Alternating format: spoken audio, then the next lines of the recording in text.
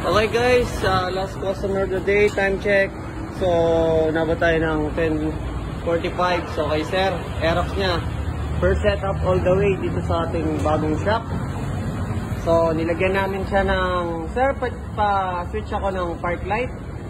So, may domino switch na siya. Nilagyan siya ng dual atom ice blue signal, dual atom park light. Then, nagsisignal siya. Then, sir, pa-switch ako ng headlight low. Yan. So, meron na tong domino switch. So, nako-control na siya. Then, nilagyan na rin siya ng atom na premium switch sa ilalim. Tignan natin yung harapan. Then, may mini driving na rin siya sa ilalim. Sir, pa-switch ng mini driving light sa ilalim. Okay.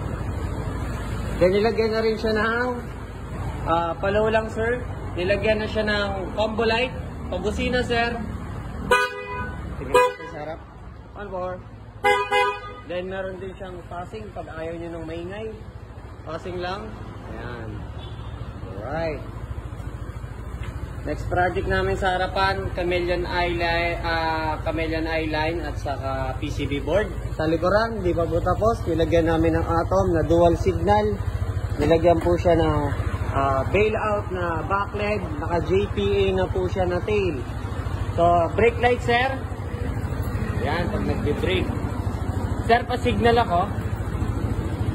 Mag-signal yung tatlo. Isa, dalawa, tatlo. Steady.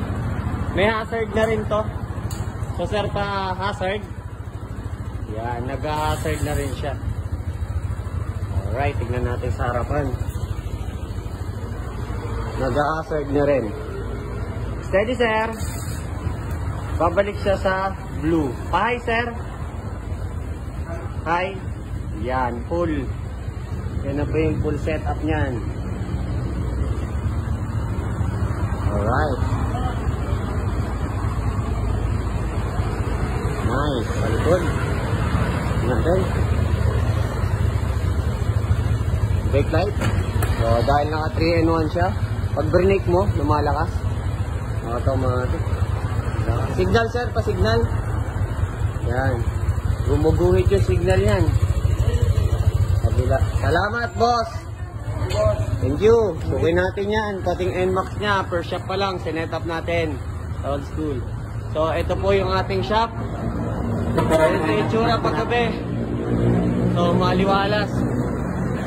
Yan. Sarado na tayo. Okay. Kapaglinis na.